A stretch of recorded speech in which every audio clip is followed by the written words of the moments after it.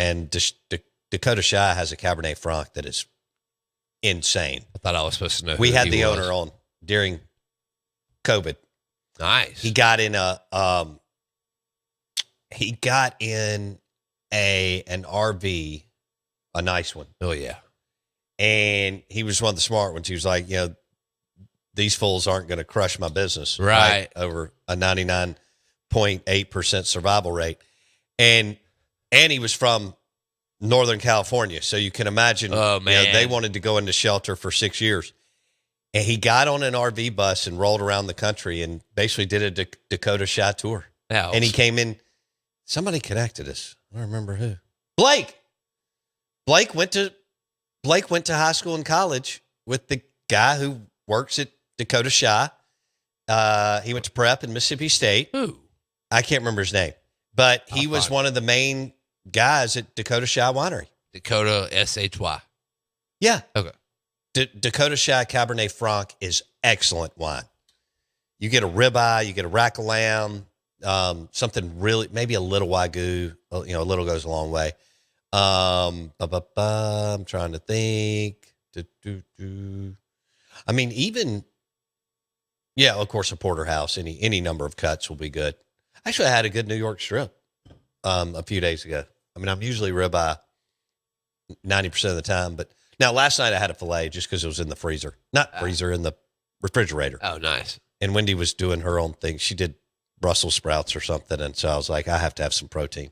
Yeah. So I carved up the filet. I didn't even cook it whole. I sliced it up and threw it into the cast iron. Nice. Yeah. That's all you need. What do you think about that? I'm going to find out who this Jackson Prep guy was. Oh, okay. Somebody will know. And Somebody will know. If you'll give it like 3 minutes, if it hadn't already happened on the text line, right, they'll let us know. Okay, good. He came up here too. So the owner was here. That guy was here. Blake was the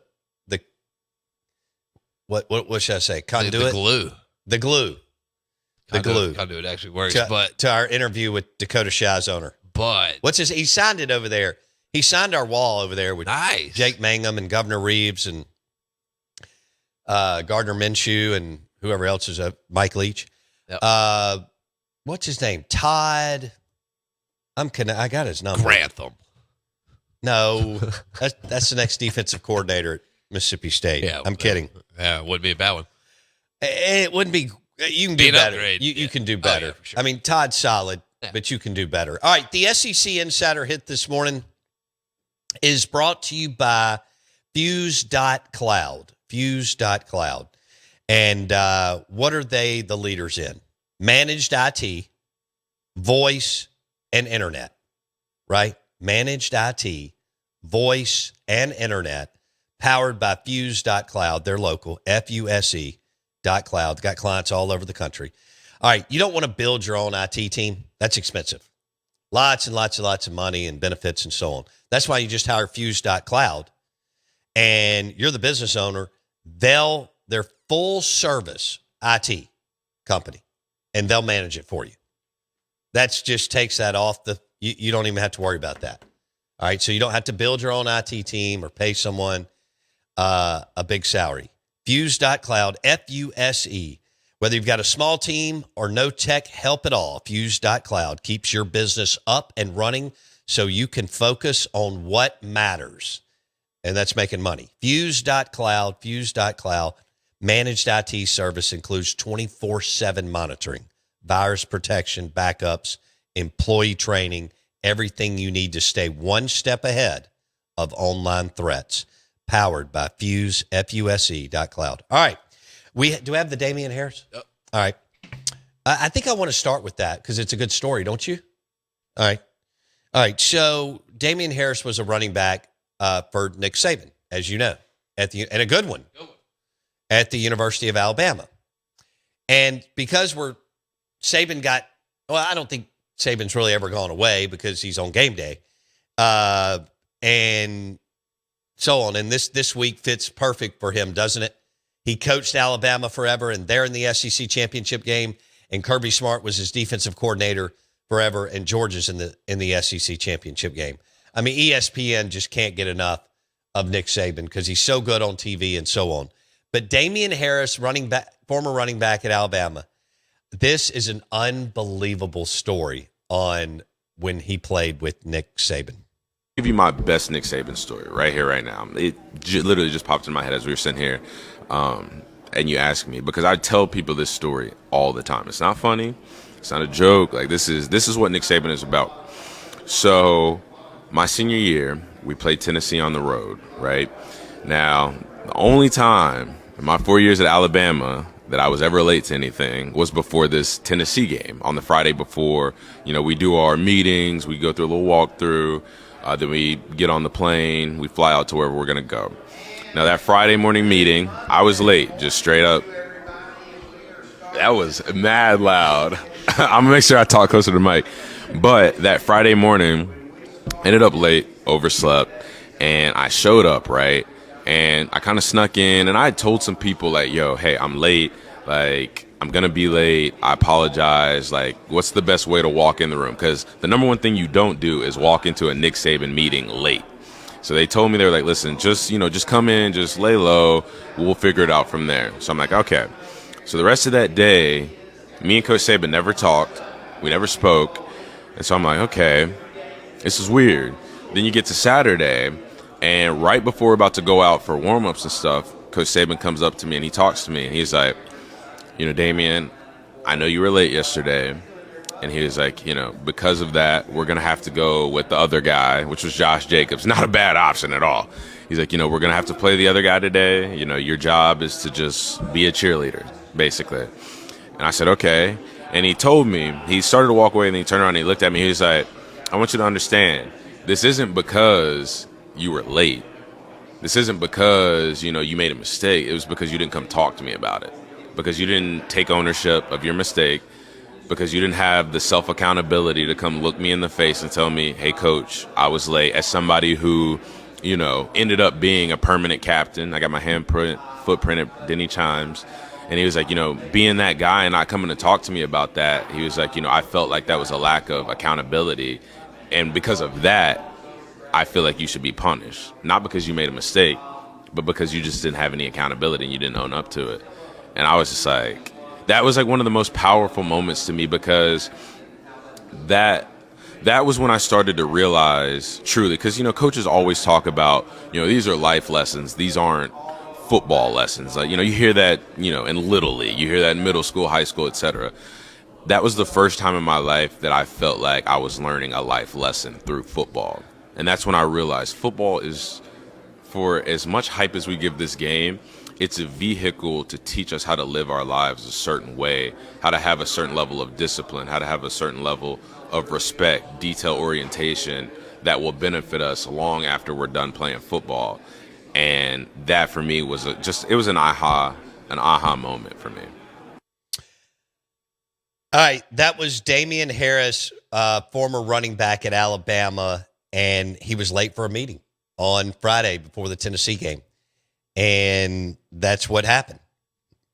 He didn't go talk to Nick Saban and take ownership, and that's why he was held out of the game.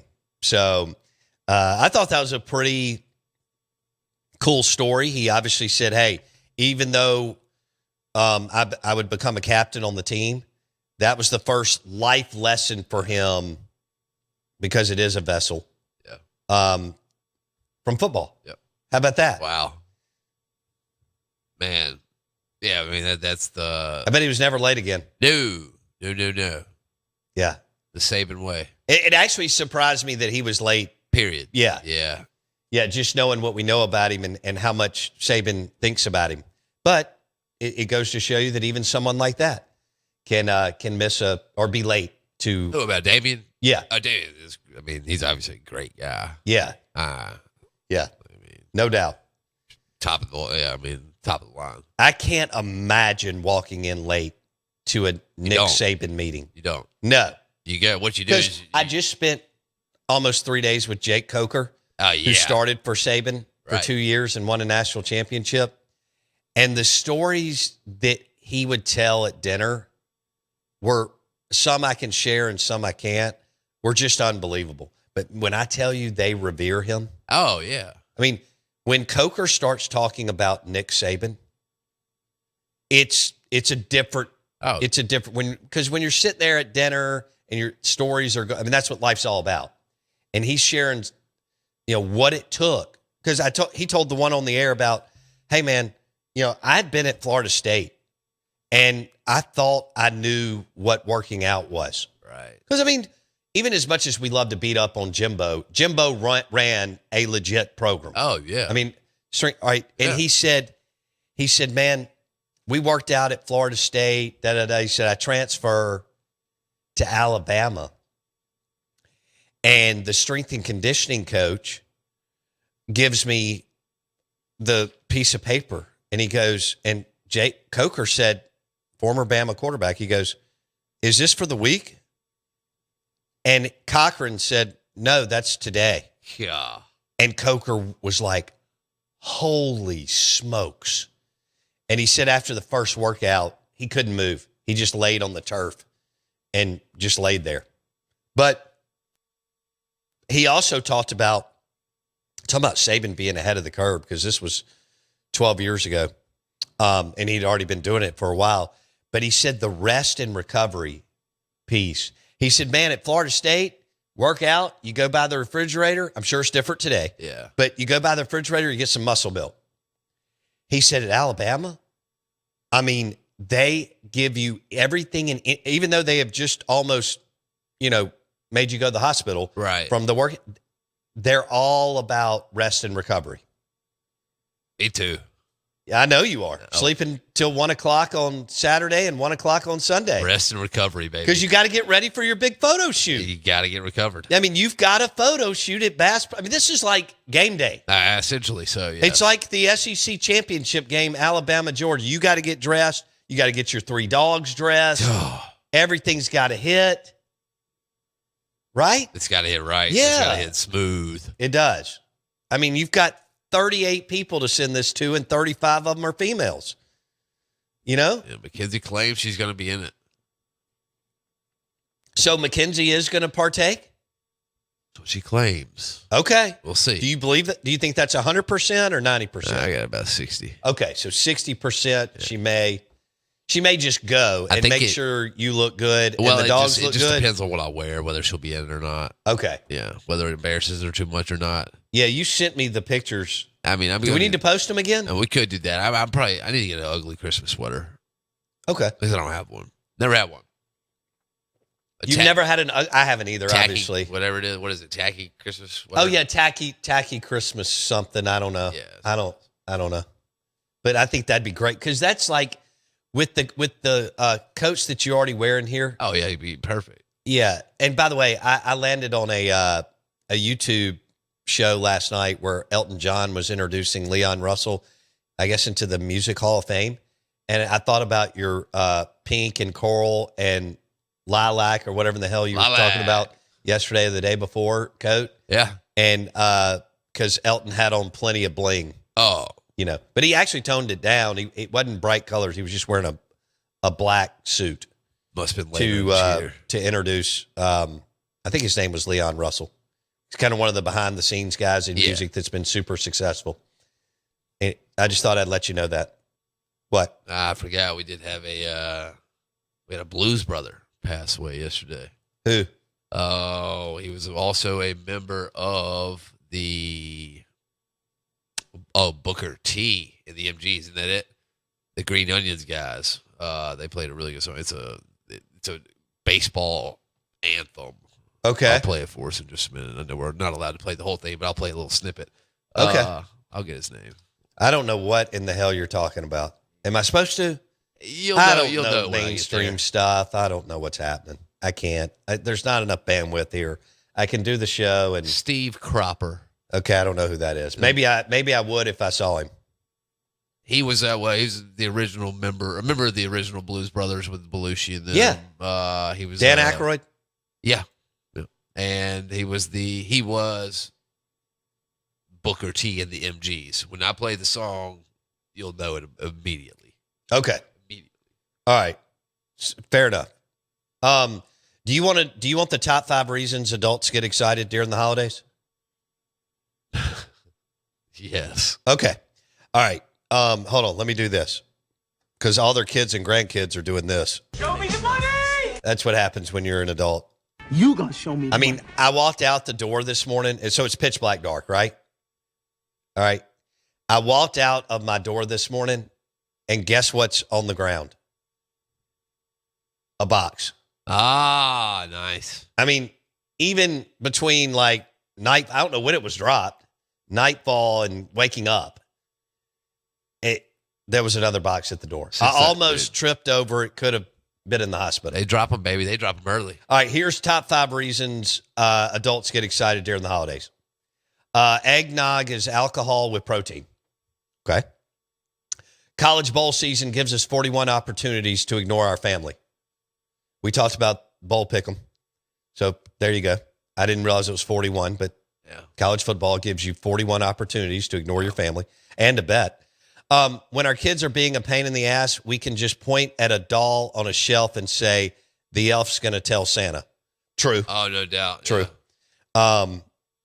Those Christmas lights we have dangling on our house all year are finally in season. There you go. I had a friend's parents who never put their stuff up. I did too. That's so awesome. I loved it. I think that is a clutch move. Because you can just take it right into Mardi Gras. Yeah. Right in. You can theme it throughout the year. Think about what you can do with the Christmas tree for 4th of July. Yeah. I mean, let's go. Let's get creative. Holiday gifts for our kids' teachers are a great way to get rid of junk lying around the house. True. Watching white women fight over the last Starbucks holiday cup is always fun. Hey, Have you ever seen that? I have seen. I don't go to Starbucks. I think it's the most overrated coffee in the world. Now, I've been in hotels when it's the only, Right. they have a Starbucks cafe. I'll go get a cup of coffee, but Extremely overrated. I don't yes. go to Starbucks. I mean, unless I have to. What was the one we were doing shows at the Hard Rock for a minute there?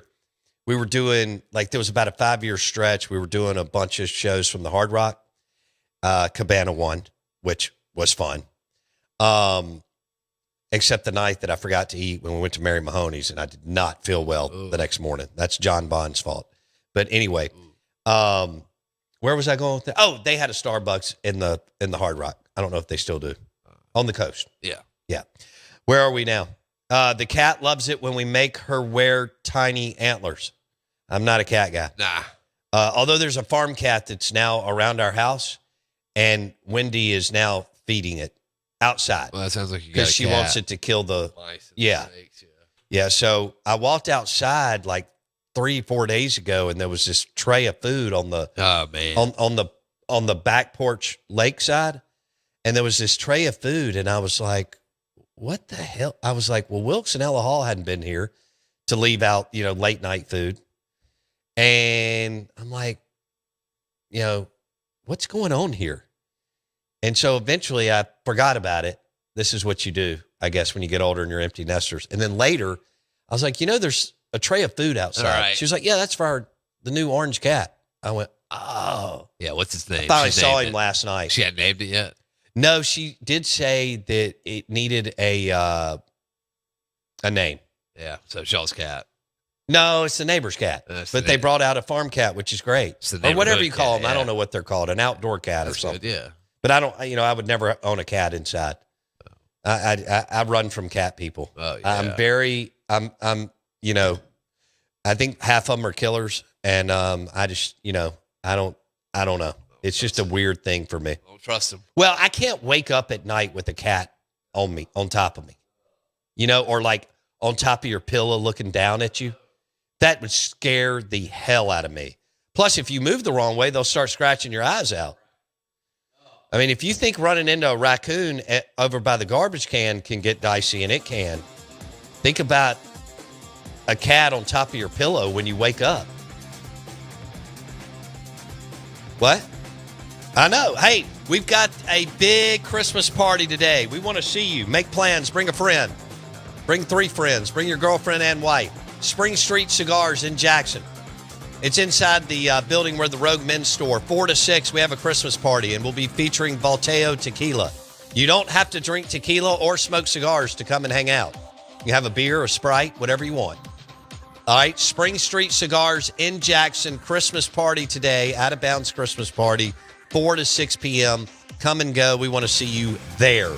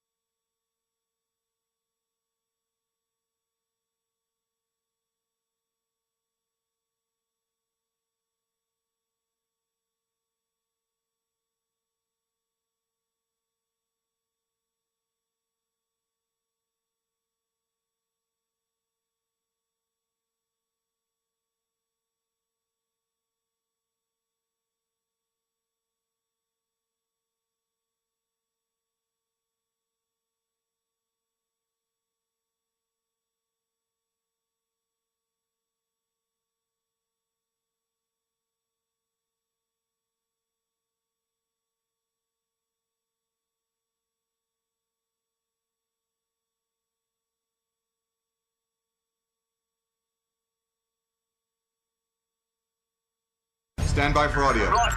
Got it. It's 8 a.m., and you're tuned to Mississippi's #1 choice for non-stop sports. The Out of Bounds Show with Bo Bounds. Where am I? On the Zone 105.9 and online at thezone1059.com. Hey, Pickens Jackson. All systems go. Live from the Whiskey 61 Lounge inside the Bank Plus studio. This is Al Warden. Live in the studio. It's the Out of Bounds Show with Bo Bounds. Streaming live worldwide on the Out of Bounds radio app. And on your radio at ESPN 105.9. All set? Let's go. The Zone.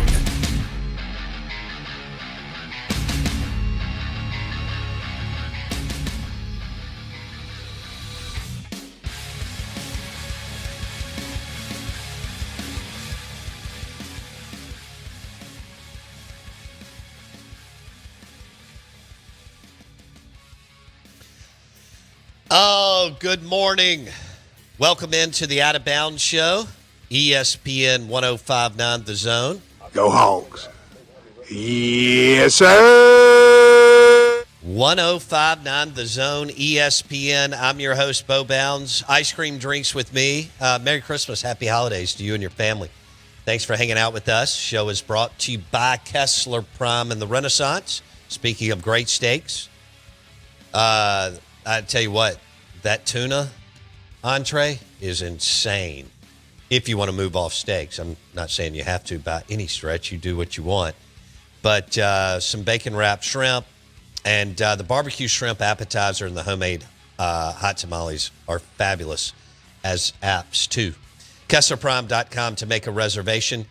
I think we're getting in the Christmas spirit. Tito Santa has made his appearance. He's on the set. He'll be with us the next few weeks, until January 1. And so we're excited about, I don't know, hell, he may stay till March Madness. Y'all know how much I love March Madness. We have a long way to go before that, a lot to cover and so on.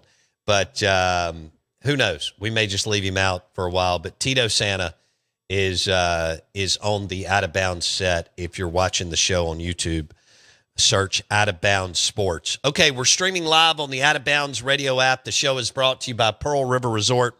The resort is decorated from one end to the other. Right when you walk in the Golden Moon Hotel, you'll see it. It's awesome. And then all throughout the casino floor and the restaurants and all that kind of stuff, they do a great job. It was already like that when we went a couple weeks ago and we did the 3 shows and cut all the commercials, and Steve Azar was there, and Jake Coker, former Bama QB, and Mick Gillespie, who has the #1 tailgate show in the state of Alabama, and so on. It was like that 2 weeks before that. And Walter, our big LSU fan, who has been on a roll on our group text since they landed Lane Kiffin.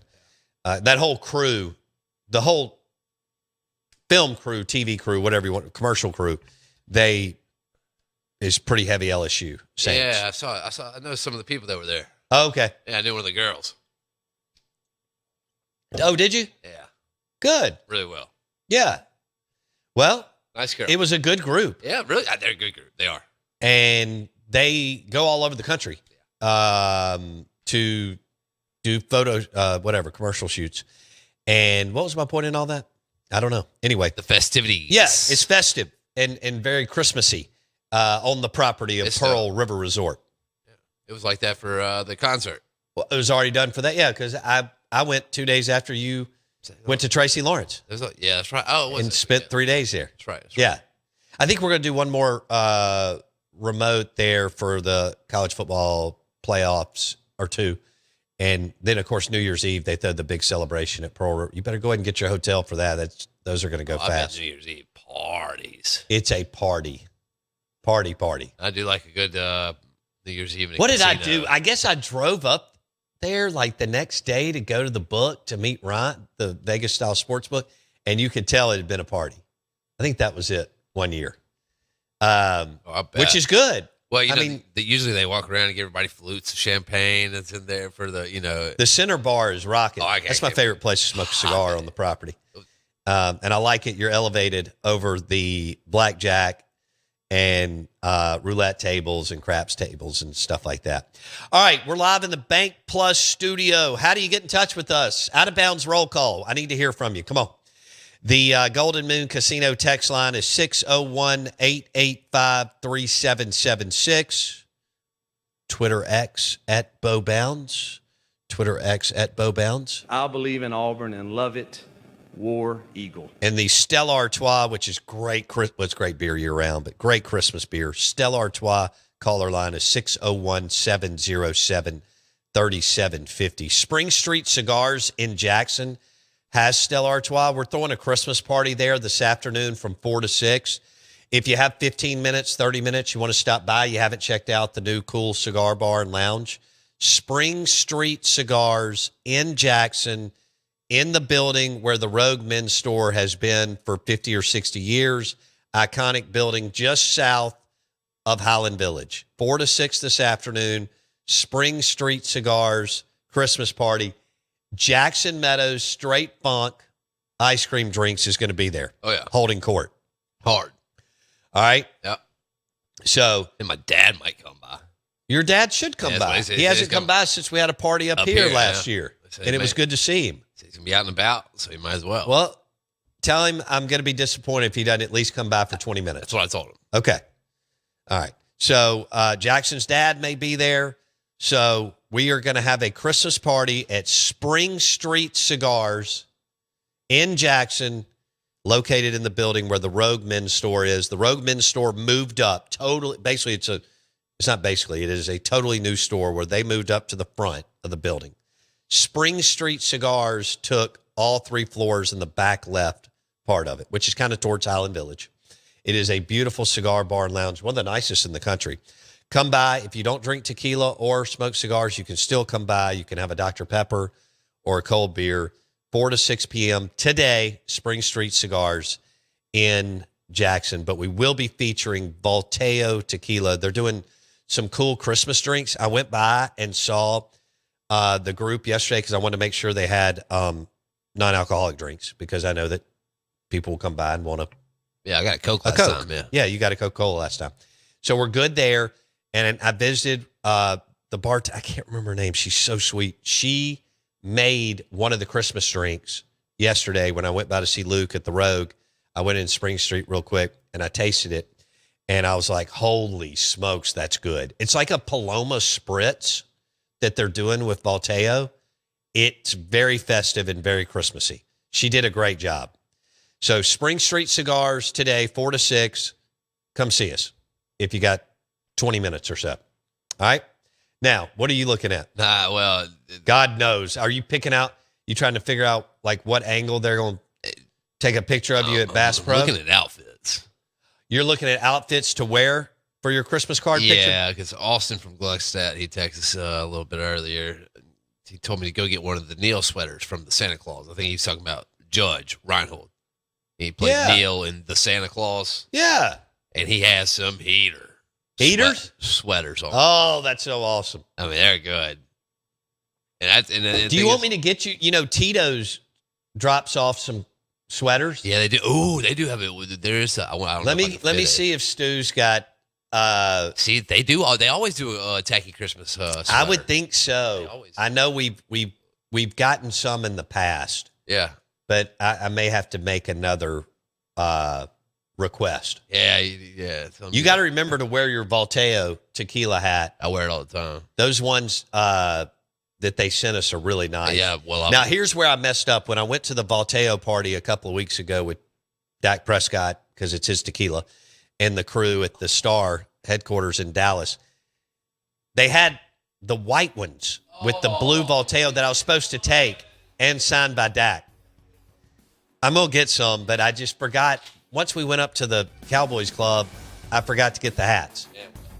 And they may have been smushed flying back. Yeah, actually, I'm glad you did do it. We'll get them right. Yeah, they can ship them the right way. Tito's has a hater sweater. This guy, Pug, says, I'm down here outside of Baton Rouge at a country club in Denham Springs today, Bo, and the morale with Lane Kiffin and LSU is high around these parts. I bet it is. They just landed a top 5 coach.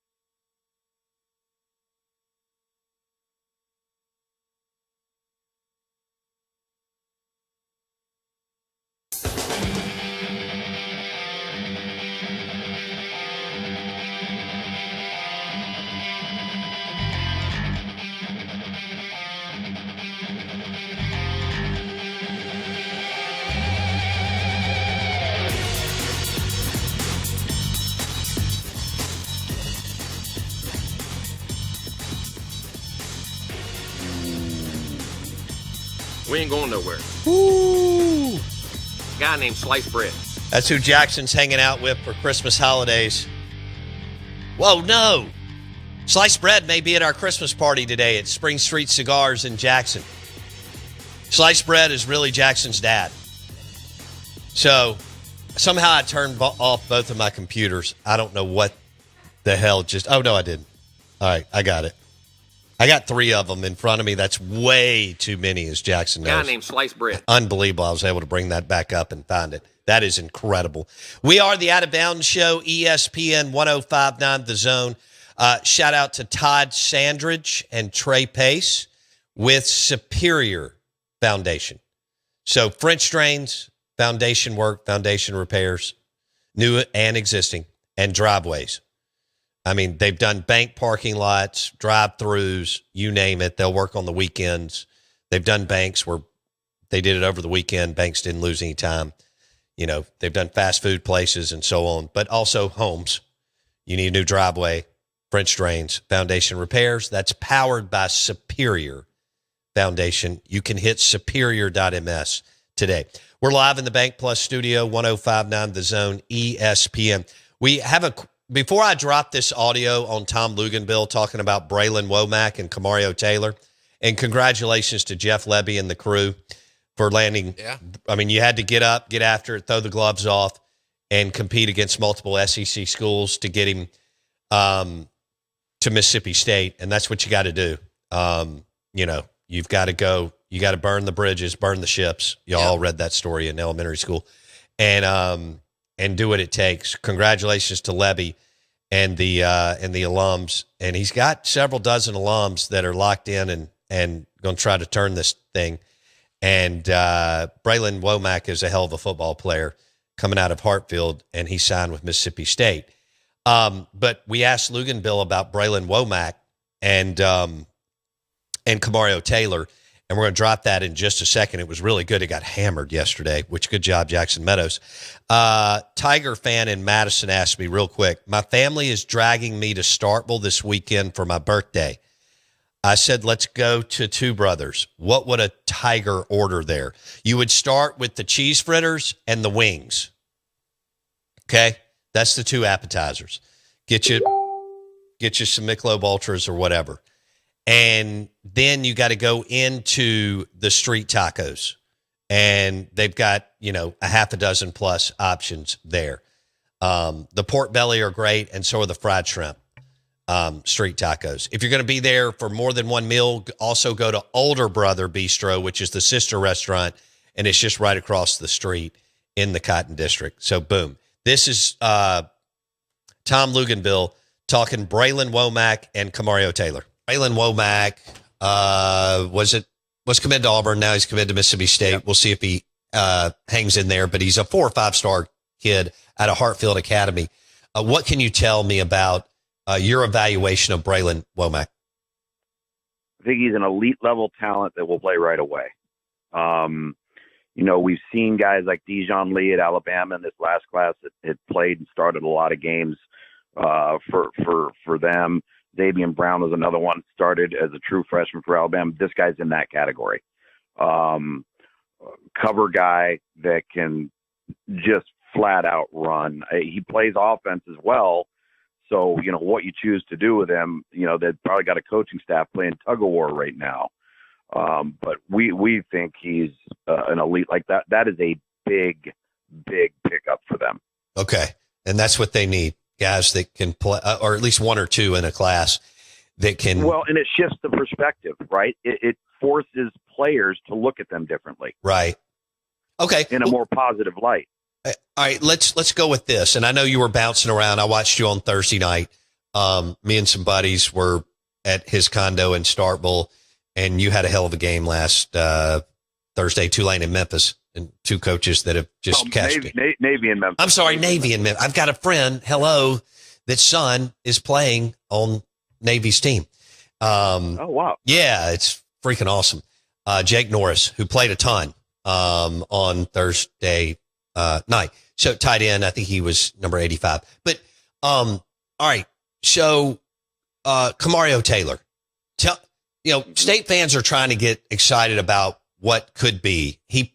Jeff played him all day on Friday. He made some mistakes, but he made some really good plays against a damn good Ole Miss team. And he inserted him in a little bit more down the stretch, and you could see that he's big and talented, and you hope that he'll get more, better going through progressions and more refined from the pocket, but he can make stuff happen when the play breaks down. So as a former quarterback and somebody who's evaluated forever, give me your thoughts on Kamario Taylor, the quarterback going forward, Luke. So I think the reason why Jeff Lebby does things like this and did this in particular is you need to make some determinations on whether you think this guy can be your guy long term, right? Do you want to invest in him? How did he respond to certain situations? How did he respond to a mistake? Was he be able to flush it, shake it off, and play the next down without being impacted by it? How did he process? How quickly did he process? Did he get from point A, B to C and do so in a timely manner? Were his mistakes catastrophic? Were his mistakes coachable? Like that sample size of what they did with him, I think was very purposeful, because you have to get the quarterback position right. And until you play a guy, you don't really know. I mean, like, right. I'll be perfectly honest with you. I think Michael Van Buren has a chance to be a really good college quarterback. He was thrust into duty for Mississippi State last year, thrust into duty for LSU this year. He actually has a lot of traits that are similar to Trinidad Chambliss.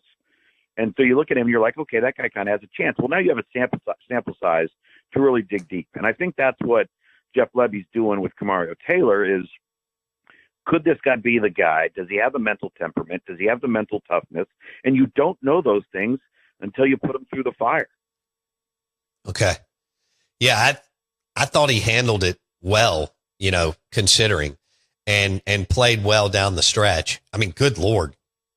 I know Arkansas wasn't a good team, but they were down by 17. Shapen got knocked out of the game, Luke, and he let him down for 2 touchdowns. If you're a true freshman on the road in the SEC, I don't care who it is, that impresses me. You agree? Exactly. Absolutely. The game is so hard just on its face. Then when you try to think about somebody that doesn't play, that is a freshman, that is right out of high school, and you have to consider all of the things that have to go right around that guy. Right? Whether it's during the week game planning to try and make sure that we really taper down the game plan for a less experienced guy, then the play calling, then the people around him making plays. And maybe sometimes when you have a young quarterback, you need somebody to make a spectacular play, right? Does he get that? Does he not get that? Like, there are so many variables that are involved in that you just need the stars to align sometimes. Tom Luginbill, national college football analyst with ESPN. He was talking Braylon Womack, who signed with Mississippi State yesterday, top 3 safety in the country, and has a chance to play day one, which would be huge for Jeff Lebby and whoever the next defensive coordinator is. And then Kamario Taylor, you got to see more of the last half of the year. I know I've heard from you. I mean, if I've received one text on the text line, I've received 200 just on Kamario Taylor playing more. But Lebby and the crew did play more down the stretch. He played the whole game against Ole Miss. And although Ole Miss blew them out, he made some good plays, and you could see the talent, the potential, and so on. He's got an opportunity to be a hell of a football player for MSU, and he's doing some good recruiting for you too. We are the Out of Bounds Show. Speaking of lunch today, someone went to Taste Italian Restaurant and said, Bo, it was a 10 out of 10. Beautiful place, excellent service, and fantastic food. Lunch today brought to you by Taste Italian Kitchen and the Renaissance. Ed Werder next.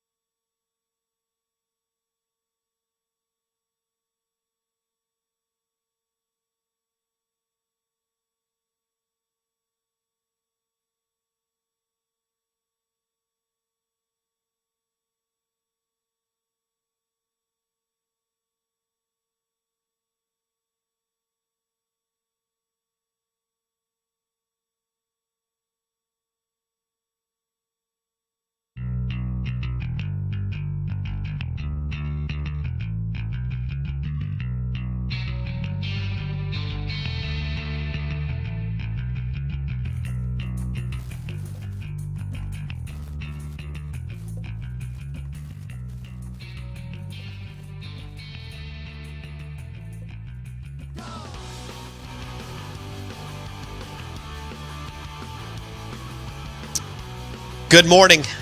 It is game day. It is game day. Dallas Cowboys, Detroit Lions tonight, 7:15 on Prime Video. Dak Prescott and the Cowboys against the Fighting Kneecap Biters. Dan Campbell. Who knew that he would come out of the he wasn't even a coordinator under Sean Payton. What, associate head coach and tight ends coach? And, man, he's been great. That GM head coach tandem up there in Detroit had been fantastic. All they did was lose forever. Really, the only entertaining thing about the Lions when I was growing up was Barry Sanders, and they had cool uniforms, and they played on Thanksgiving. But so it's game day, and it's time to bring on Ed Werder, Cowboys NFL insider, joining us on the Out of Bounds show, ESPN 105.9 The Zone, driven by your next GMC Sierra truck at Fowler GMC, Pearl Brandon, FowlerGMC.com. Ed Werder, good morning, my man. How are you? I'm doing well. How are you, sir? Well, can the Cowboys pull this off and go 4 in a row? This is a brutal stretch here that they're going through. But, man, I was impressed with them. You know, the Chiefs are so damn hard to knock out. And for them to win that game, I was impressed, defense and offense. What was your takeaway, Ed Werder? Yeah, I was at the game, and you marvel at the individual brilliance of, Patrick Mahomes throwing 4 touchdown passes, escaping pressure, no interceptions. I believe the Cowboys are 2-22 in games where the opposing quarterback throws 4 touchdown passes and no interceptions. So this was a significant and uncommon victory for the Cowboys to beat the Chiefs, and obviously it came 4 days after they beat the defending Super Bowl champion Philadelphia Eagles. So the Cowboys became the first team in NFL history to beat the previous year's Super Bowl teams in a span of 4 days. Now they go to Detroit and try to build on that, taking obviously the confidence that they've accumulated, the momentum that they've built up into a game against the Lions, who last year led the NFL with 15 wins. But this year they're in a similar situation to the Cowboys in terms of those are the first 2 teams out of the NFC playoff fields as we enter Week 14. How have they done this? The Raiders I get, but you mentioned the Eagles and Chiefs, who are damn good football teams and actually run well with rock star general managers and so on.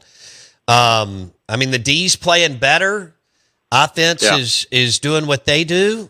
But what's the main thing that's driving this?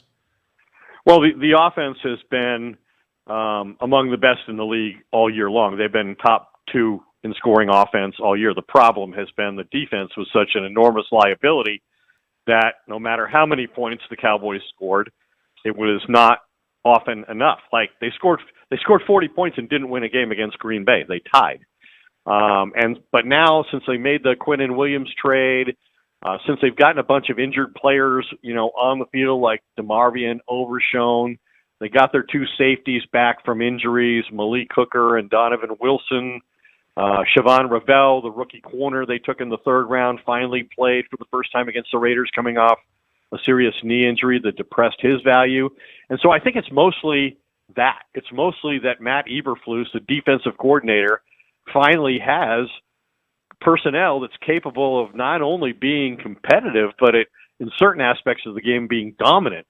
The thing that Quinnen Williams has done so well is, he's created the opportunity for them to play a 5-man front with 3 defensive tackles who are all very good players, and he commands a lot of attention, so the other guys get a lot of one-on-ones. They're able to create a pass rush in the middle of the line, which really affects you talk to Dak Prescott, that's where he hates the pressure coming from. He says you can't, out an edge rusher, you can step up and escape.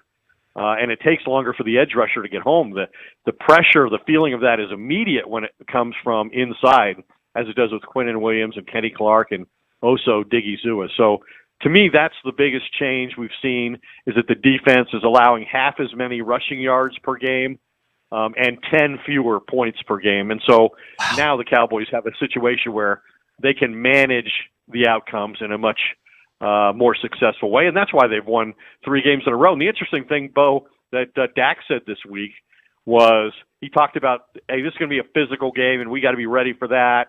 But the thing he said that really got my attention was he was asked about, is this the best he felt, entering December, about the way the team is playing, and he said it is. It's the best team he's felt taking into December, and I imagine a lot of that is because there are so many more veterans now in key roles on defense than there have been when the Cowboys have made their previous ill-fated postseason appearances. I know what's going to happen here, Ed. Their margin for error is so small. I don't even know if they can lose on the way out. But what's going to happen is I'm going to end up banging my head up against the wall over an Arizona loss or another loss earlier. Carolina.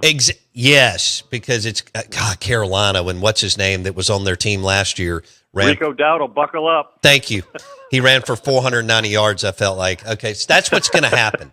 That's where we're going, because they are playing better, but I don't even know if they can drop a game. Now, this is a winnable ball game. Detroit's laying 3. Where do you see the scoring here, Ed? Do you have this in the 30 to 27, 27-24 range, or somewhere else? Well, this is the hardest remaining game on the Cowboys' schedule. I think the only other winning team they play closing out the season is the Chargers, which obviously have all kinds of problems with an injured quarterback now and somebody they really struggle to protect all year long. The numbers would tell you that these are not only two of the 3 highest scoring offenses in the NFL, the Lions and Cowboys, but statistically, Dak Prescott and Jared Goff are second in the NFL in touchdown passes with 25. Only Matthew Stafford has more. So that would suggest a game in the low to high 30s for the winning team. And I feel like the Cowboys are, the healthier team. They haven't been a great road team. They certainly haven't gone on the road and beaten a team of the caliber of the Lions. They're 2-4, I think, on the road this year. And their number splits aren't very good. But like I said, I think this is a different team. You almost have to look at the Cowboys as a team that was born in Week 10, not the one that started the season with, because the roster was so bad defensively until they made the Quinnen Williams trade.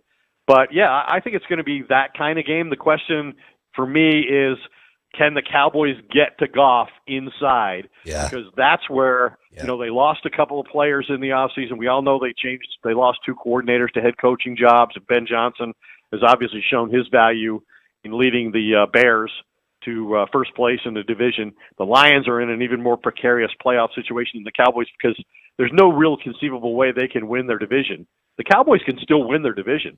In fact, the Eagles went 10-1 to start the 2023 season, then lost 5 out of 6. The Cowboys won the division out of nowhere. And that's what they're looking at now, I think, is can they figure out a way to win 2 more games over the balance of the season than the Eagles, who are fading badly at the moment and in a crisis mode. But, this is a huge game, and I do think the Cowboys can score. And the Lions are injured. Amon-Ra St. Brown may not play in the game. They already lost their tight end, Sam Laporta. You got Dan Campbell taking over play calling 2 weeks ago. Right. So the Lions are in desperation mode for sure, and they've got some injuries that may make it difficult for them to succeed against the Cowboys. But the speed of Jahmyr Gibbs is what I think scares Brian Schottenheimer and the Cowboys defensive staff the most. Heck yeah. Ed Werder, recognized by the Pro Football Hall of Fame, 40 years covering the NFL and the Cowboys.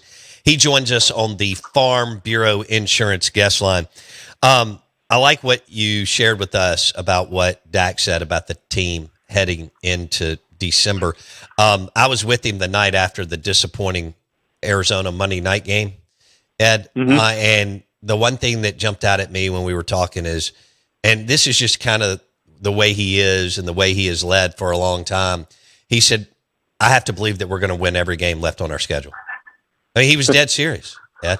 Yeah, and they might have to. We'll see. But if they do that, which they've never closed out a season with 8 straight wins, which would be running the table in their current situation. Right.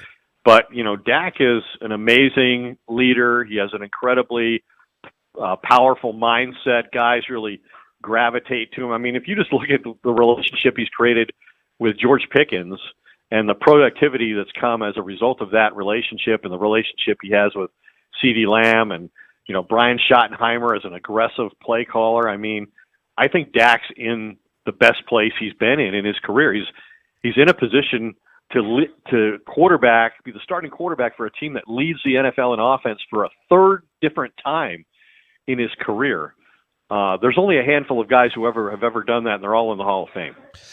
You mentioned the George Pickens thing, and I remember listening to the analyst in the offseason, and this is before we connected with you, which I'm glad we have, and they were like, a lot of people were saying, hey, this isn't going to work because it's hard to get George locked in and believing in everything that you're doing. You just made a great point. Dak was able to bring him in and make him believe, and they obviously have, some connectivity and some chemistry, right, Ed? Oh, absolutely. I mean, if you just look at the numbers, I mean, George Pickens has had his best statistical year by every measure already. There's still 5 games left to be played, and he's surpassed, every statistical milestone in his 3 years with the Steelers. Now, the problem going forward is going to be, what's it going to cost to keep him here? Right. And can Jerry Jones manage that situation? He says that's his goal and his intent, and that's going to happen. But he also said all those things about Micah Parsons. And Micah Parsons is in Green Bay. But yeah, I mean, if you just look at the numbers, I mean, this is what's interesting to me in this particular matchup as it relates to Pickens and Dak Prescott. Dak Prescott leads the NFL with 34 completions and 480 yards on tight window throws.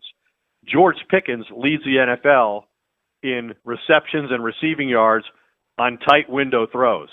The Detroit Lions have forced an NFL high 22.4% of opponent pass attempts into tight windows this season. So that's what we're looking at. It's going to be a really physical game in the secondary. In fact, Dak talked about that with the receivers this week. Said, "Hey, they're going to be aggressive. They're going to make the officials call DPI, and it's up to us to respond well at the top of the route, getting off the line of scrimmage, being physical, and getting those calls. In addition to making catches, they did it last week against the Chiefs, and drew 4 pass interference penalties against the Chiefs in the second half of that game. And it's interesting that as a team, Dallas leads the NFL in drawing pass interference, 17 of those. CeeDee Lamb's drawn 10. Pickens has drawn 5. So they both rank in the top 5 in that regard. And I just looked it up, Bo. The officiating crew for this game, Sean Hockley, they rank number 1 in calling unnecessary roughness penalties. They rank 3rd in roughing the passer penalties. And most importantly, they rank 5th in calling defensive pass interference. Here we go. It's a lot of this game is going to be determined by how physical the Cowboys can be against the Detroit secondary and how the officials make those calls. And CeeDee Lamb said, hey, I know how they're going to play. They're going to play us man-to-man. That's what they do at the highest rate in the NFL. Cowboys have been exceptional against man-to-man coverage. He said they're going to play us man-to-man. They're going to be physical. They're in your face, and we've got to be ready for that. He says, to me, that's the fun of the game. So we'll see if they live up to that. I love it. Ed Werder, Cowboys Insider on ESPN 105.9 The Zone, driven by your next GMC Sierra truck at Fowler GMC, Pearl Brandon. What about the running game, Ed Werder? What grade would you give the running game to date this year? I think it's really good. The first player they sign in free agency, which is an area the Cowboys have not typically been very competitive in the early phases of. They don't go for the big name players who they think are too expensive. But the first player they signed in the offseason in free agency was Javonte Williams from Denver, who was a terrific player. They had a high grade on him coming out of the draft in North Carolina. Suffered a terrible knee injury in Denver, was never quite the same player in the 2 seasons after that. Sean Payton lost faith in him, wanted to change out their entire running back room, which you see they've done. But Javonte Williams has been phenomenal. I mean, just look at he's about to go over 1,000. We talk about George Pickens. Well, same thing for Javonte Williams. He's already surpassed all of his numbers as a rusher, scoring touchdowns. He's a great blocker in blitz pickup. He's had the most pass block opportunities among running backs in the NFL with 104.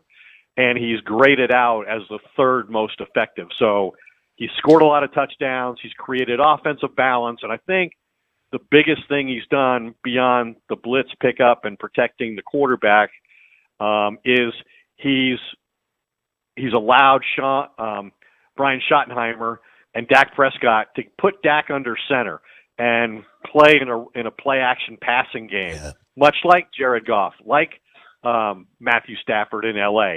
And you ask Dak about that, he says that's what he loves the most about playing quarterback is faking the run, having the opponent have to actually respect the run, which he says they're doing now in a way they haven't in several years. That's made the play action game so much more successful. You fake the handoff, you turn your back to the defense. Not everybody can do that, then locate the receivers down the field. But Dak does it at an exceptionally high level. And when the defense really respects the running game, that causes the linebackers and the safeties to move up and gives you opportunities on the perimeter to take advantage of the special skills that CeeDee Lamb and Jake Ferguson and George Pickens have. So that's been a huge component of their success. Javonte Williams deserves a lot of credit for that. No doubt. Dallas Cowboys at Detroit tonight, and Detroit's laying 3. Totals 54.5. Show is brought to you by Pearl River Resort and the Golden Moon Casino Vegas-style sportsbook. He is Ed Werder, recognized by the Pro Football Hall of Fame. He joins us on the Out of Bounds show. All right, I want to switch gears here with you. And that was great. That was 15 minutes of Cowboys lines, and it was awesome. Who has been and I want a player that, like, everybody, it doesn't have to be like Aikman, but a player that everybody would know, not a special teams player that maybe like only gung-ho. Who has been your favorite Dallas Cowboy to cover in the 40 years you've been covering the Cowboys? Ed? Well, I would say it was a really unique situation, obviously, during the dynasty years in the 90s where there were so many All-Pros and eventual Hall of Famers and, guys who won 3 Super Bowl rings under 2 different head coaches. I think Troy Aikman is probably the guy that I have the closest relationship with to this day. Among all the players I've covered, Darren Woodson would certainly be another such player. He's on the, ballot again as a semifinalist for the Pro Football Hall of Fame and leading tackler in franchise history, Ring of Honor member. But I would say Aikman, among all those players I covered, is the guy who was here day one when I came in 1989 as a number 1 overall pick, endured, obviously a lot of losing, went 0-11 as a starter his rookie year, had the situation with Steve Walsh being drafted and being uncertain of where he stood in terms of how the coaching staff viewed him as a franchise quarterback, and ultimately proving capable of delivering 3 championships in 4 years, and yet still a player who could have done so much more statistically if that had been required, which it wasn't. So for all those reasons, Aikman, and he's a guy I've maintained contact with regularly because he when he worked for Fox and I was at ESPN covering all the big games, I routinely ran into him on the field before games and could maintain a dialogue with him. So Troy Aikman gets my vote. Yeah, he's turned into a hell of a broadcaster, and give the guy credit. And from what I've got, I listened to the SI Media podcast and some other things, Ed, and it's when you listen to Aikman, he looks at it like a craft. Is he that serious and intense all the time? Ed? Yes. Okay.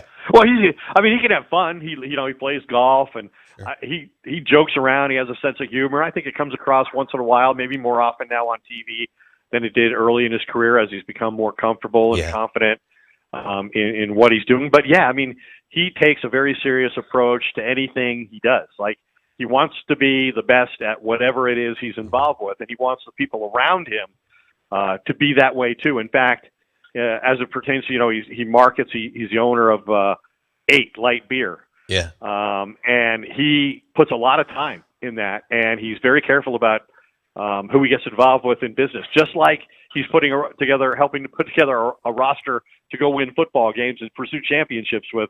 He takes that same approach to building his business partnerships.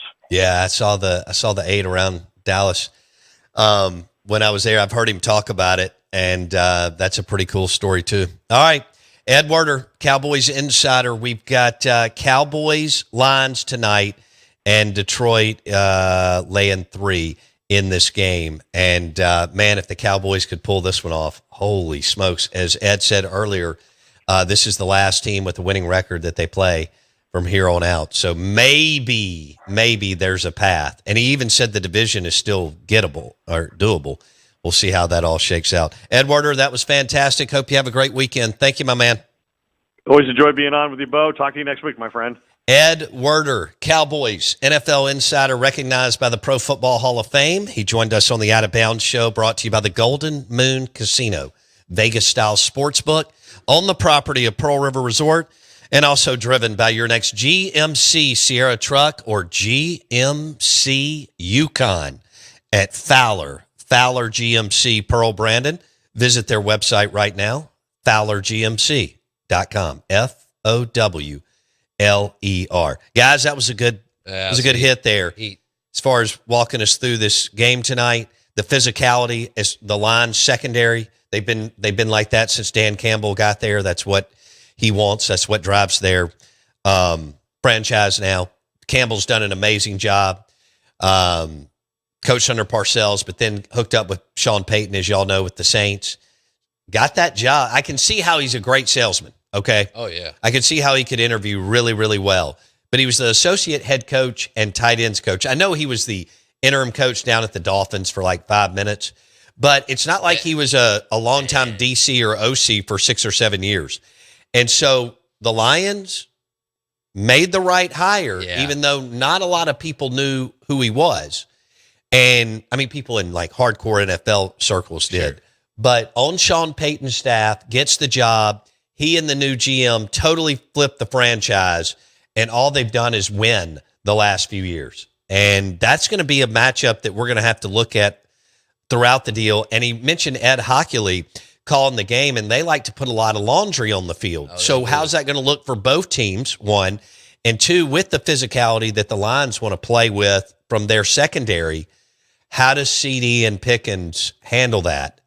And can they stay in the saddle and not get frustrated as much as they're going to grab and try to beat them up at the line of scrimmage?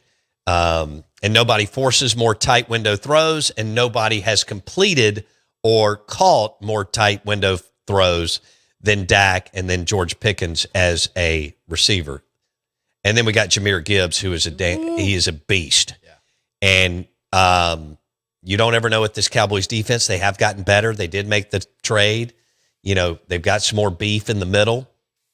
And we'll see. They could be, hey, this thing could go down to the last 1, 2, 3 minutes of the ball game, right?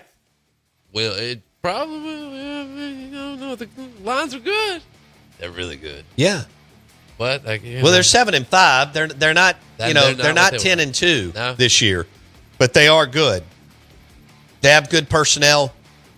Dan Campbell has taken. Oh, how much time do I have? 30. I'll play it on the other side. It's so good. I should have had that right out of the gate. You know what? I'll play it on the way out. So this team's going to be built on.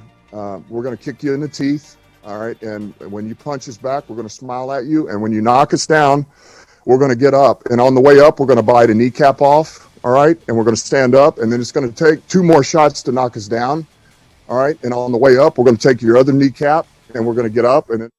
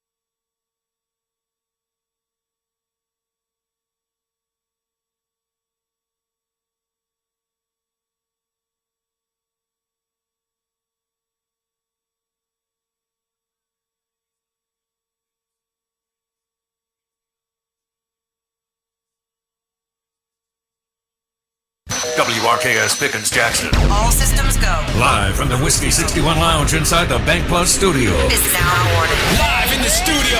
It's the Out of Bounds Show with Bo Bounds. Streaming live worldwide on the Out of Bounds radio app. And on your radio at ESPN 105.9. All set? Let's go.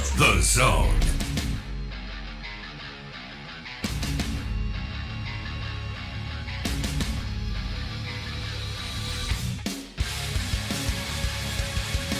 Whew. All right. Good morning. Welcome into the Out of Bounds Show, ESPN 105.9 The Zone. Show is brought to you by the Mississippi State University College of Business and their online MBA program, ranked number one, best value. Best value, Mississippi State MBA. And call them today on the campus of Mississippi State University, McCool Hall. And their number is 662-325-2580. You can go to business.msstate.edu. Dean Scott Graw is doing a great job leading the College of Business on the campus of Mississippi State University. They would love to host you, the high school students and parents. business.msstate.edu. And he spent well over 10 years in the private sector, which I think is very, very important.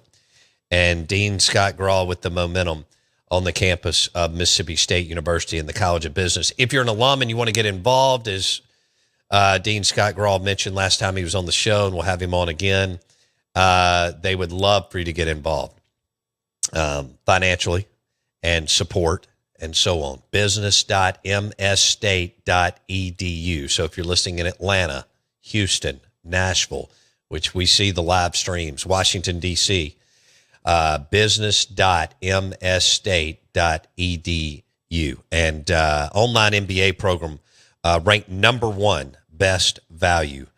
Is the kind of experience that will help you accelerate your career with the MSU College of Business. Dean Scott Graw, his focus and specialty in the private sector was supply chain and business analytics. So that's a big deal too. Don't forget about the Atkerson School of Accountancy too.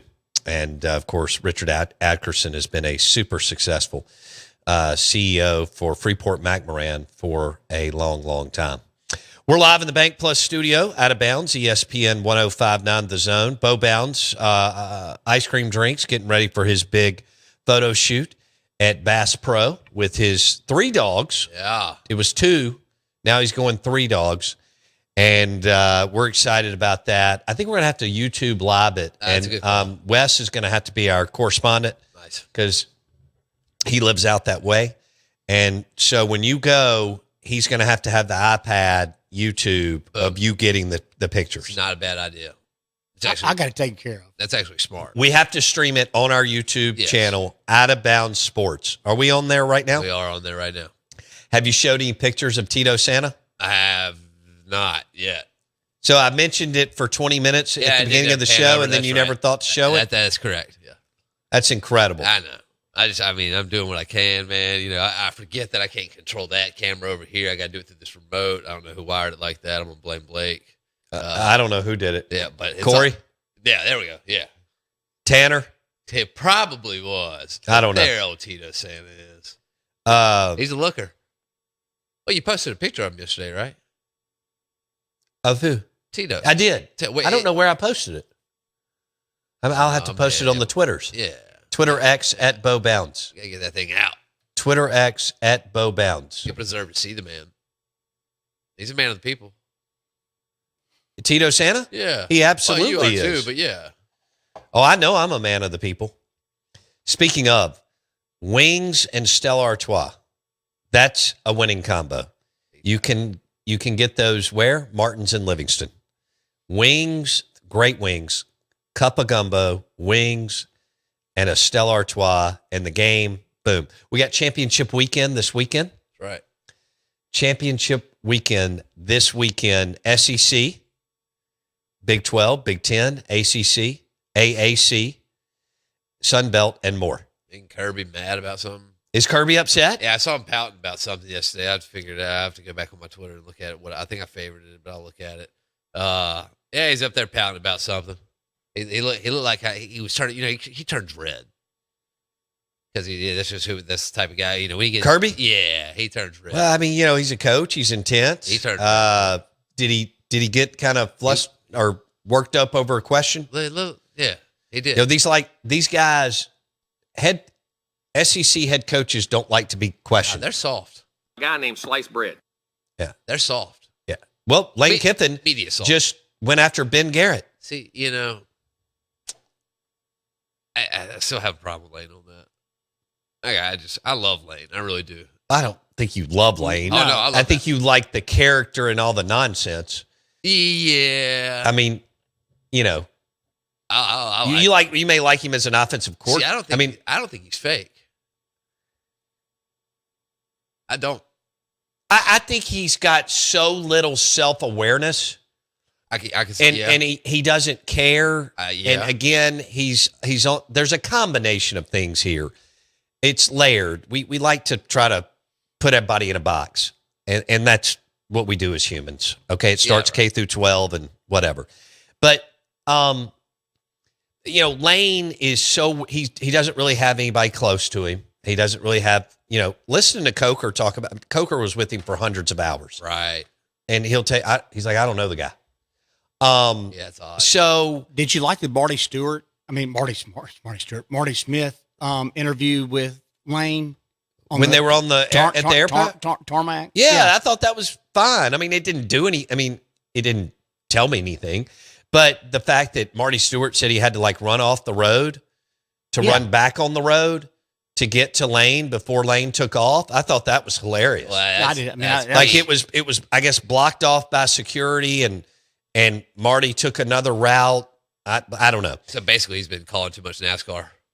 Yeah, that's what it was. Well, you're right. I mean, he's all good friends with Earnhardt Jr. and all those dudes. I see this. I know what to do here. Yeah, and look, Marty does a good job. He does. But look, Lane is quirky, weird, narcissistic, doesn't care what you think. He and here's the thing. All of us want our coach to love our community and love our town. And did Lane like Oxford while he was there? Yeah, he's making a fortune and he was winning and everybody kissed his ass. So, but here's the deal. Lane didn't have an affinity. No. And that's okay. But there's first of all, if there was anything, there's a couple of things to do it on. You can hobnob around the square. Yeah. You can be a part of the country club and play a lot of golf and have a good friend group there. Well, Lane's not going to hobnob around the square. He would dive in a velvet ditch and that's it. Right. And he doesn't play golf. No. So the only thing to do for Lane to do was to coach football. And that's great. But, this whole, when I was trying to tell people for over a year when he was rebranding, he was doing that to get another job. It was intentional, yes. And there's nothing wrong with it. He gave Ole Miss 6 years. Now, the divorce, the exit, we can all go through that. But that is a 6-year run that has never happened coming off of 2 tough years, 2 or 3 under Matt Luke. I don't remember how many it was. And that wasn't all Matt's fault. Again, Freeze got fired in July, for God's sakes. It's like Mike Leach passing away in December. I mean, you're just like, what do we do? We got to do what we got to do to figure it out the next day, right? Because you got to run 200 people in a building, 100 and something players. I mean, you just don't have a lot of time when that kind of thing happens, whether it's a scandal with Freeze or someone passes away on the job. This was a little different. It bled out for a long time, and that's why the wounds are so deep. Okay? They're deep. And I've read the post. I've talked to people this week. The wounds, it was a blood gutting, and the wounds are deep. Luke Abney with the Rogue Men's Store coming up next. We got a Christmas party at Spring Street Cigars in Jackson this afternoon.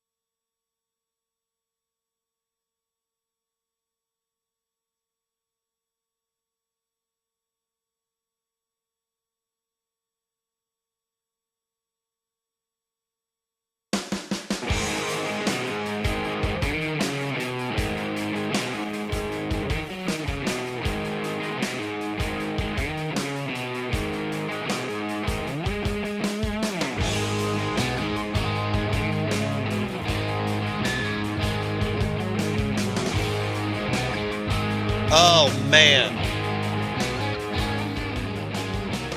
What a day.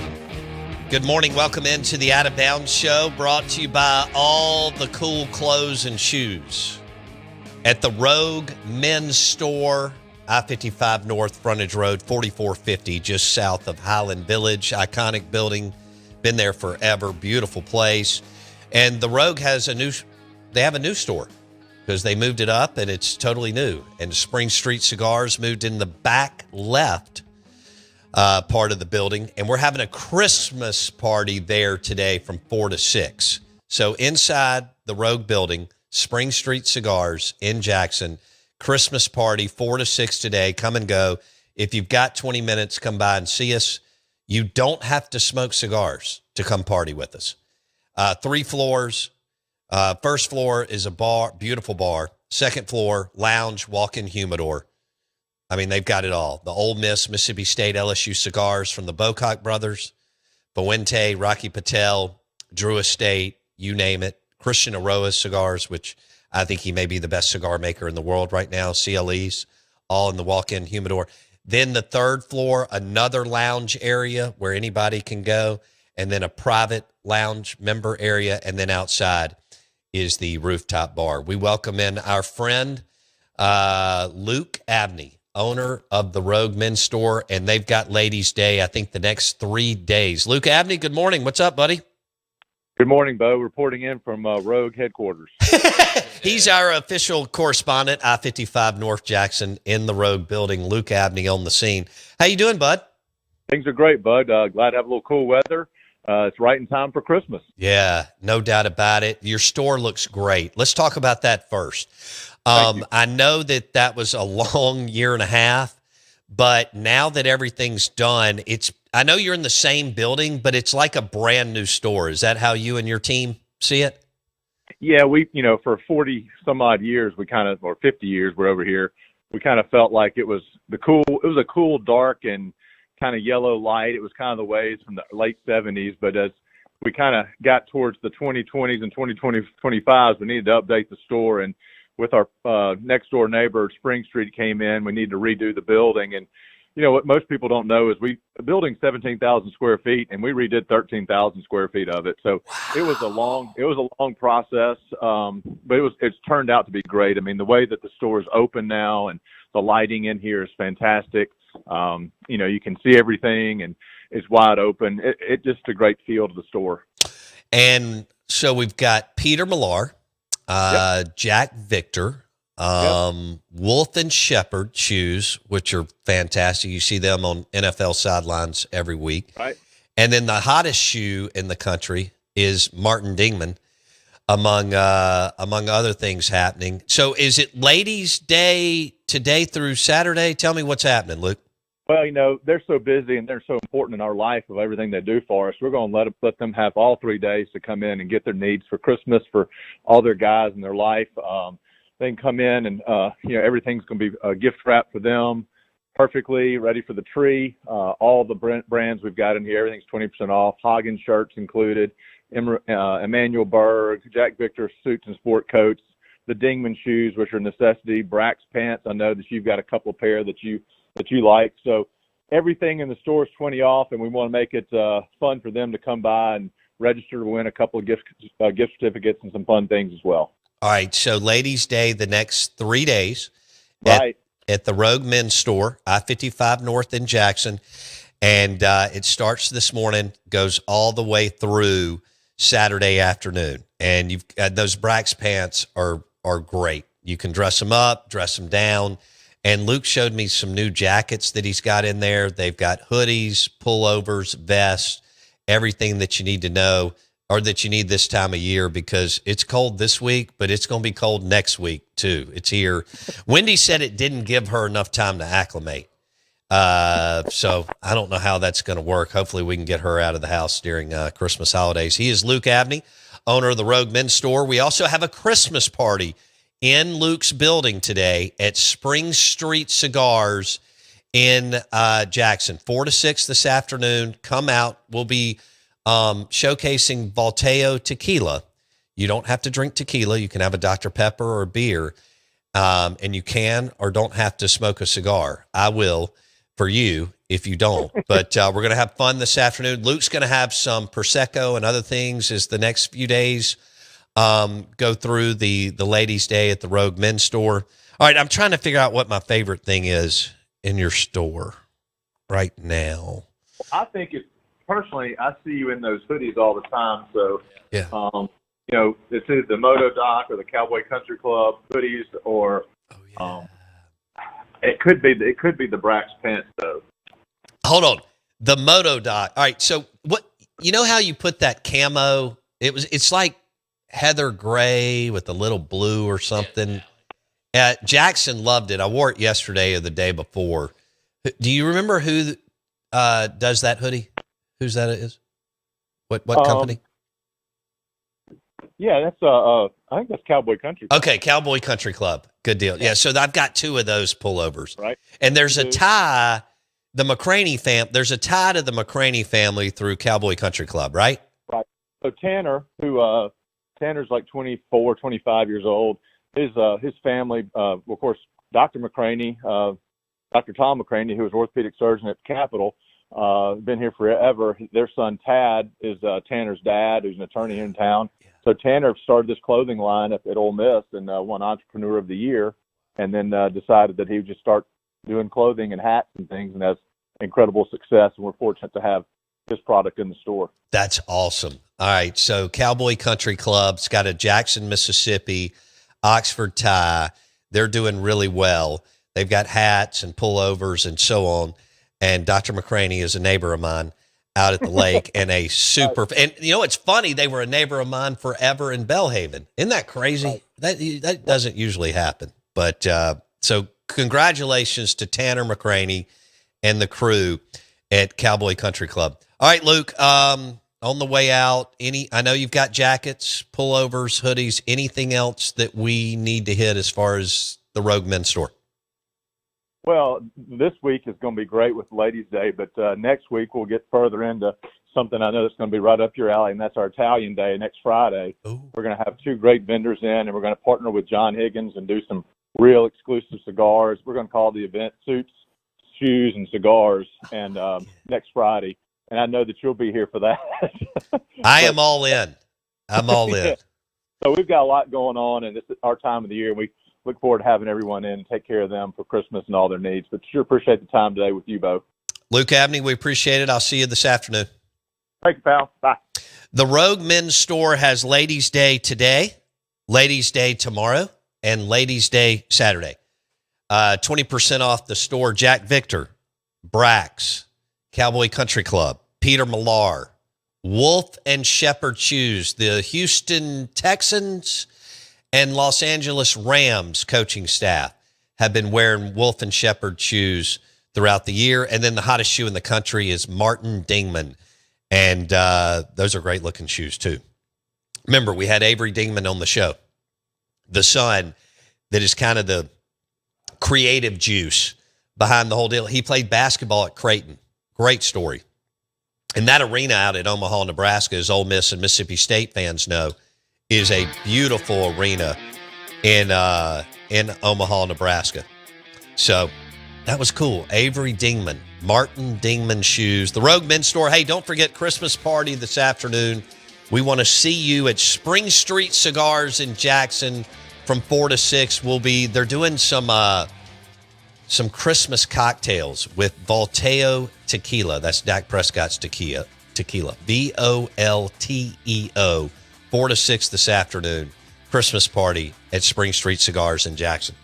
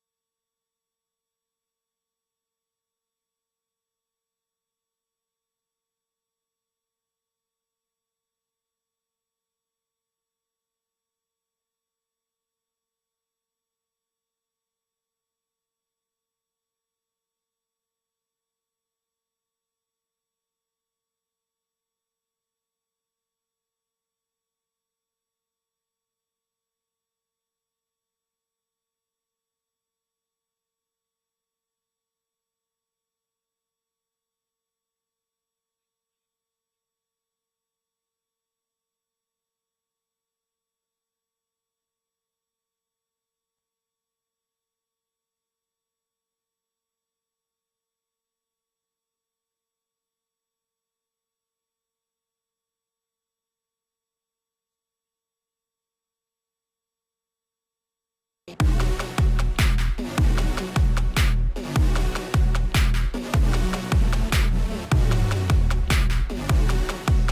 right.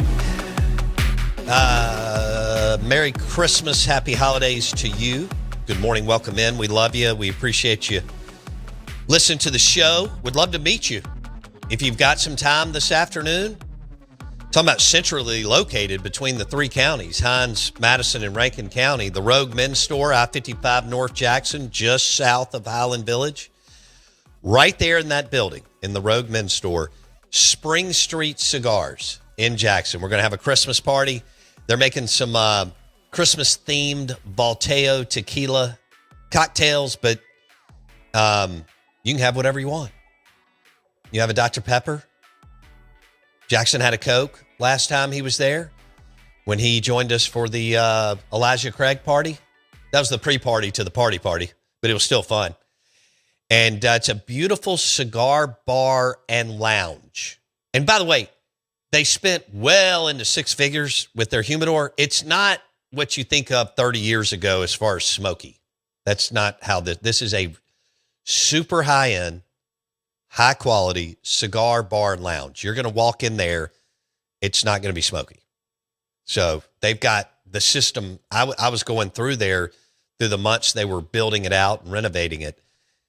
They invested a lot of money in an unbelievable humidor to, suck the smoke up and out and so on. It doesn't bother me. In fact, I like the smell of it, but I just wanted to let you know it's a really pretty bar. The second level is a walk-in humidor and another lounge area, and the third floor is another lounge area.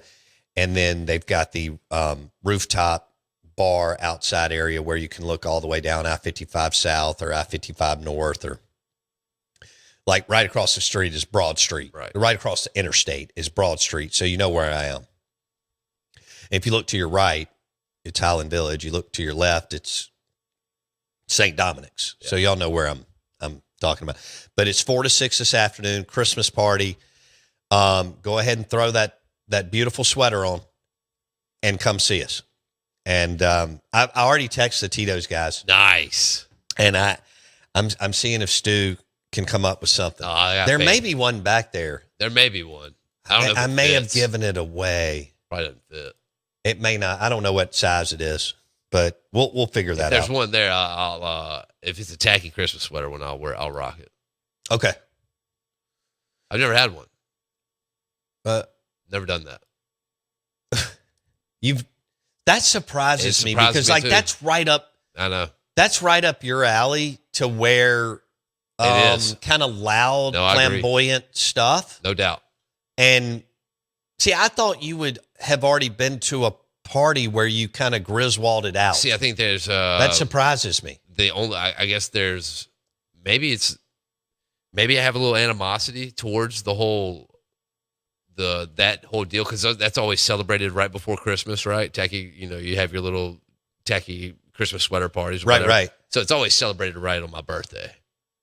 So maybe I think there's maybe like a little underlying. When is your birthday? The 16th. Okay. So December 16th, we'll throw a party for you. Let me see what that looks like. I don't know. Maybe I just. It's a Tuesday.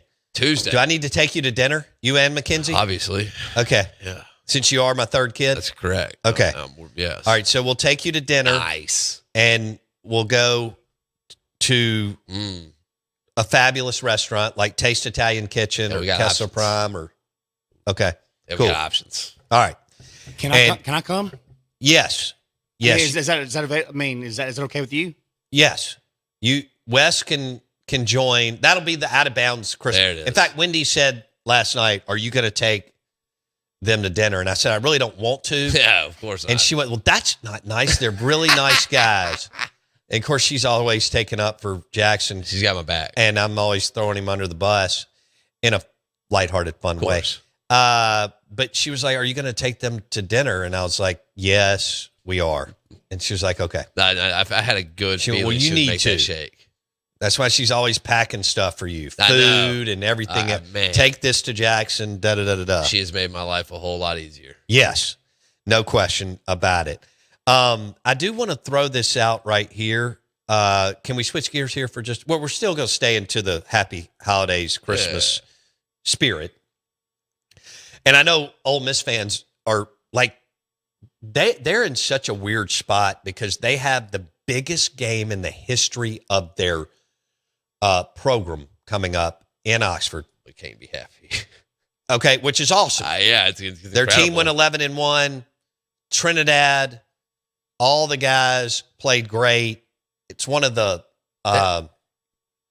if not the, they're 11-1. The best. They're so well coached, and everywhere, offense, defense, special teams. And they just don't give you a damn thing. In this day and age with the watered down college football, it makes them like super tough. Yeah. Super kick tail. And, but it's like that, those three nights leading up and so on are going to be some of the best, most fun nights. Oh my gosh. In Oxford, Mississippi. History. Yeah. If they, whatever day they play, the 19th or the 20th. Right. And so that's euphoria, and it's awesome. And their draw right now looks really good. They could pull a G5 team, but then the flip side is Kiffin just gutted them. Yeah. And I don't mean their roster, no, not but yet. he's again, a top 10 coach in the country. And you just don't get top 10 coaches that often. No. If ever. No. And man, the I don't know how long the detox is going to take. Yeah, like how long? You're going to have to get in the sauna for a long time to get that out of your system. Like when are they able to round the people corner? are ticked. Yeah. Yes. I had a conversation with my mother last night, and one of her friends was talking to her about it. I know. Like look, the females who are Ole Miss fans, they aren't happy. They're mad because all of them thought Lane was cute or like super good, just depending on who they were. Right. And he had the visor and the 30A sticker, driving a new SUV, Salt Life. Go ahead. All that. Yeah. And he's so Salt Life. Yeah, he's like he is so Salt he Life. is Salt Life. Lane Kiffin is Salt Life. And he was great. Yeah. All he did was win and win and win and win, and he brought joy and happiness. Because when you win in the SEC in football, everything else takes care of itself. It really is crazy how true that is. That's why your whole focus should be one thing. Fundraising for football to win games. Yeah. Shocker. It's number 1, 2, 3, 4, 5, 6, 7, 8, 9, 10, and 11 on the list. It should be on campuses. Yeah. And Ole Miss did everything. They took a chance. Okay, first of all, let's start. They took a chance on Lane. Shout out Keith Gardner. All right. Well done. And at the last minute, they stole him from Arkansas. Incredible hire. He was signing with the Arkansas Razorbacks. Right. They stole him. Then he took an unbelievable roster that Matt Luke and Jacob Peeler and Derek Nix, and I'm forgetting one other top recruiter, that they just ran circles around Joe Moorhead. And he took a roster of Matt Corral, Jerry Ely. Yeah. There were some boys on there. Oh, they had some Sam Williams. Yeah. Obviously, Dallas Cowboys. Don't forget about him. Elijah Moore. Yep. The list goes on and on of either super high level all conference type players or NFL those players. Are pros, yeah. Okay. And once he got that and got it rolling, they gave him everything he asked for. Yeah. And then the NIL hit in his second year. And Lane, who, yes, he's narcissistic. Yes, he's aloof. No, he doesn't give a damn about anybody. But people don't care when your coach is winning. Right. It's why I would laugh when people would walk up to me, let's just say 2000, name a 12 or 14. Yeah. And they'd be like, well, I don't really like Dan Mullen. Oh, it's like, who cares? That was awesome. He's Who winning cares? football games. You're competitive every weekend or 90% of the time. And, you know, with now Lane's an extreme from Dan. I mean, they're all narcissistic. They are. Okay. And they have to be to get Kirby, you know, Kalen, Kiffin, Drink. They have to be. Sark, whatever. I'm good with it. But they gave him everything he wanted. And one thing I'll give him is he drove them. You have to have someone, man or woman, depending on what you're doing, industry and sector and whatever, to drive you. Yeah. And drive everybody to go get something else and be uncomfortable and so on. And Lane drove people to be uncomfortable, but to get better. And as someone said, Lane just spent money and said, figure it out. Yeah. And that's really what you got to do with the portal. I mean, because I think there were times where Lane would go get 3 guys and he'd call Walker and be like, here, we just spent $1.2 million on 3 guys. And I think Walker was like, we don't necessarily have that right now because there's money, massive money coming in and out of collectives every month. And so on.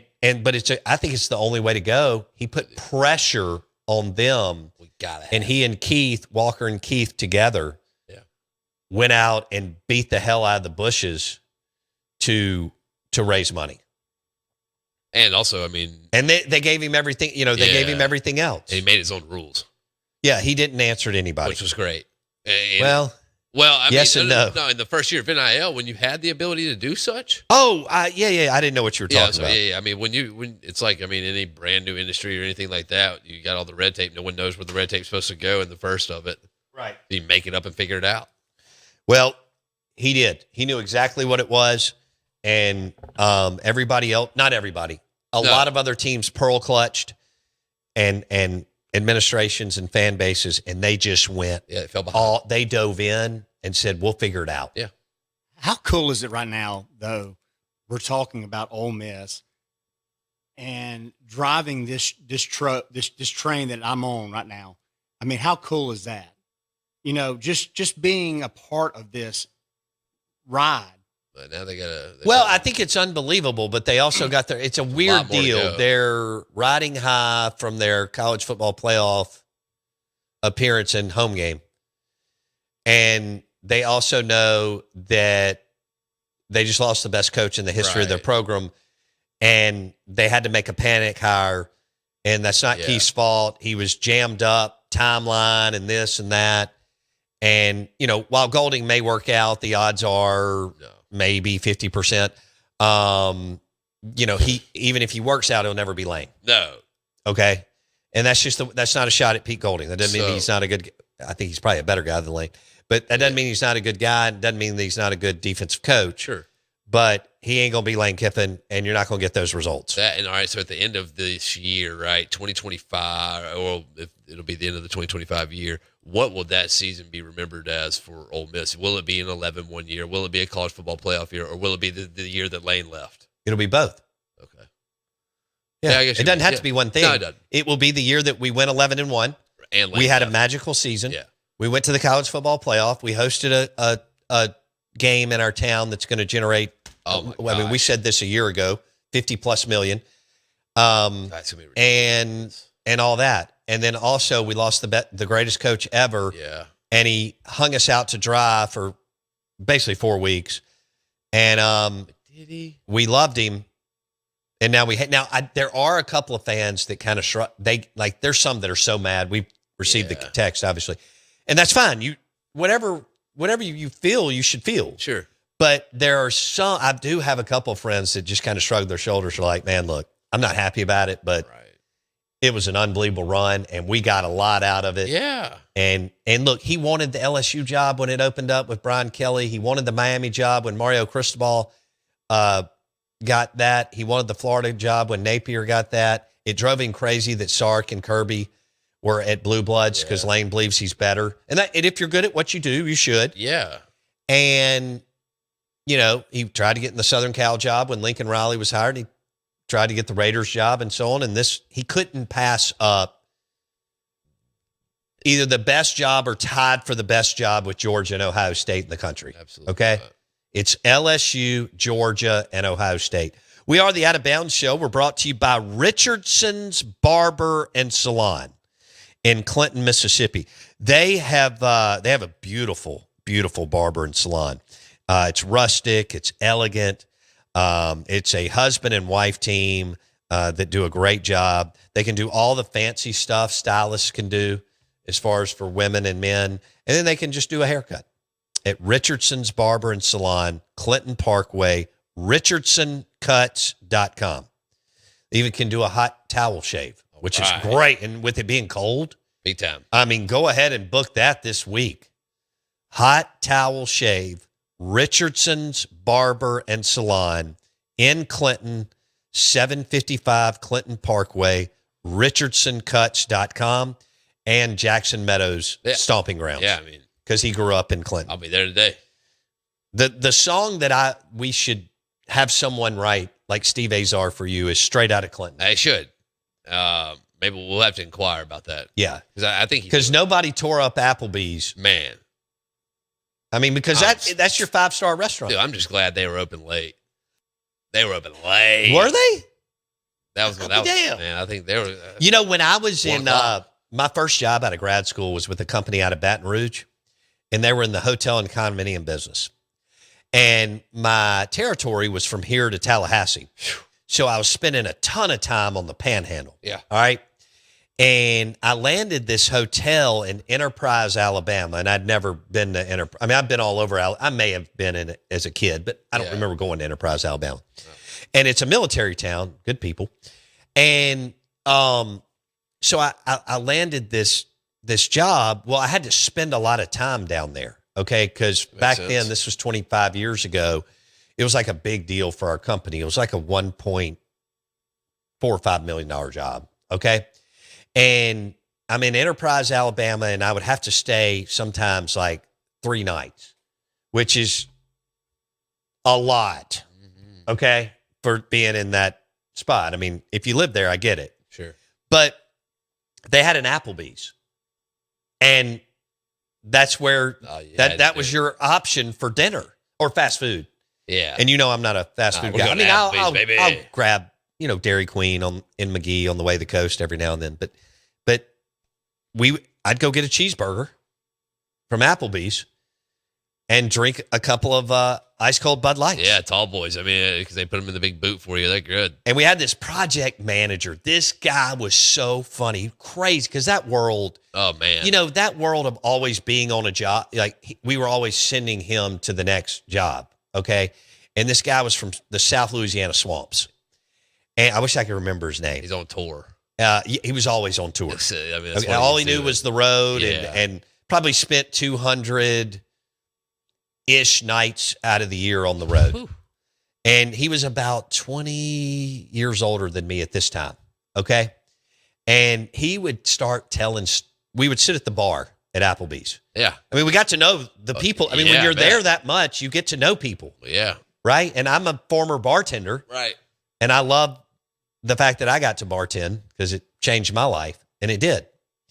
And this guy would share the craziest damn stories I've ever heard in my life. And I'll never forget this. One time, the ownership group, they were really well. They owned like, 80 to 100 hotels. Okay? About the Applebee's ownership. No, the hotel guy. Yeah. I mean, the hotel ownership group. Right. Well, there was this one guy was my contact. Yeah. This was before automatic checks and stuff like that. Sure. ACH, whatever it's called. Yeah. And so it's 25, 26 years ago, and we're well in the halfway through this $1.5 million job. And they've got about $180,000 of invoices out. And I need to get my commission check because I got to pay rent. Yeah. And my car and insurance and all the stuff you got to do. Yeah, that stuff. Well, this man was 30 years older than me. Yeah. Okay. He owned everything in Enterprise. And then I told you how many hotels they owned. I don't know how many buddies he had with, or principal, whatever, partners with him. So this was like, I want to say it was a Friday. And the guy who I worked for was like, hey, you have to get that check or we can't deliver anything else. Well, this was one of those hard hardcore Southern men who had bootstrapped everything he had ever done. No junior college degree, no college degree, nothing. And so I go in there, and he had about 18 checkbooks. That's how many businesses he ran. Unbelievable entrepreneur. So we start talking. I'm like, hey, I have to get a check. He's like, nah, there's some carpet over on the left side of the hotel. I'm like, no. I'm like, I have to get this check, period, or I'm going to stop the 18-wheelers in the parking lot. Yeah. He went, the hell you are. I said, and this is a big man. Yeah. I think he had served in the military. And I had I still have a lot of respect for him. Yeah. I had to stand my ground with him for a long time, but I walked away with that $180,000 check. Nice. But let me tell you something. It got to the point where I got to be able to pull his name. I was like, I am going to stop the 18-wheeler. The product that is on there is not going into the hotel until I get a check. Yeah, man. Because I'm getting a piece of that $180,000. Yeah. Okay. I need a roof. Right. And that's what reminds me of Applebee's. That's a good Applebee's story. That's what every time I hear Applebee's, I think of that guy who owned all those hotels who I worked with for a year and a half. That's pretty cool. I like that. That is the Applebee's crowd. Yes.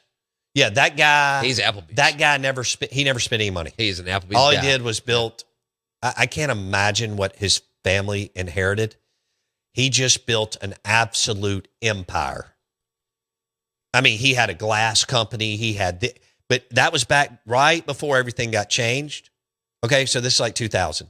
He had a stack of checkbooks from all his companies. Golly. I would hate that. Yeah. Yeah. I like the checkbooks. Good guy. Yeah. He had unbelievable business acumen. That just made my day. Clearly. I mean, he worked so he didn't even know what Saturday and Sunday meant. No.